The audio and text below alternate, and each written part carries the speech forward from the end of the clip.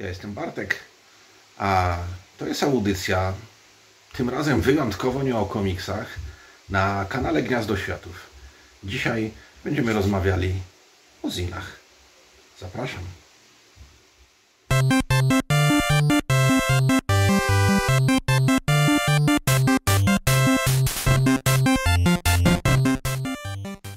Dla nikogo z Was, którzy są ze mną już trochę dłużej, nie będzie żadną nowością to, że robię mini ziny. Robię też duże ziny, takie jak na przykład Żarptak, Manga Rider, prawdopodobnie najdłużej w Polsce wychodzący fanzin poświęcony mandze i anime i różne inne rzeczy, ale robię też mini ziny, takie jak na przykład to opowiadanie o muzyce.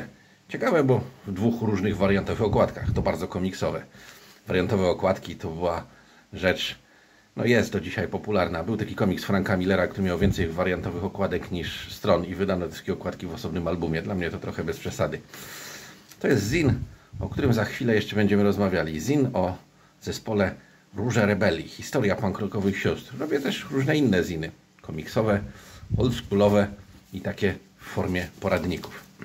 Dlaczego chcę powiedzieć o Różach Rebelii? Dlatego, że jest to zin, który właśnie dzisiaj przerobiłem w bardzo specyficzny sposób. Jest to zin o zespole muzycznym, punkowym duecie. Tak się składa, że lipiec jest międzynarodowym miesiącem zinów w 2024 roku. Pomyślałem, co lepszego jako nośnik zina dla zina o zespole niż kaseta. I jak pomyślałem, tak zrobiłem. Przerobiłem tego zina o Różach Rebelii na wkładkę do kasety. Na pierwszy rzut oka wygląda to jak zwykła wkładka do kasety, bo jeżeli spojrzycie, to rzeczywiście okładka do kasety Róż Rebelii wyglądała w ten sposób. To są właśnie siostry i teraz nie jest oryginalna kaseta. Róże Rebelii nie pochodzą z czasów, kiedy oryginalne kasety były in.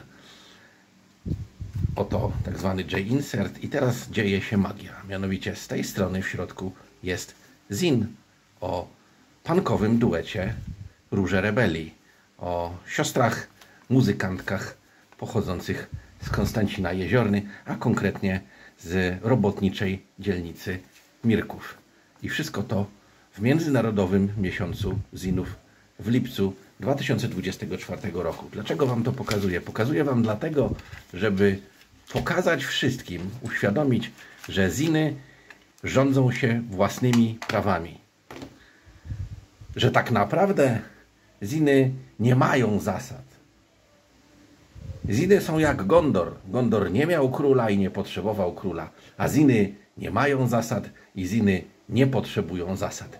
Jeżeli chcecie zrobić zina na jakimkolwiek nośniku, to jedyne co Was ogranicza, to Wasza kreatywność.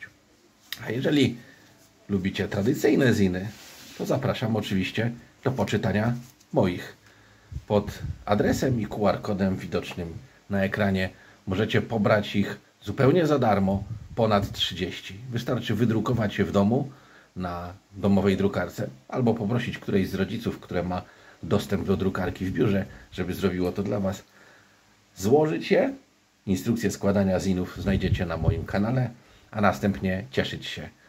Być może któryś z nich zaintryguje Was na tyle, żeby zainspirować Was do stworzenia własnego.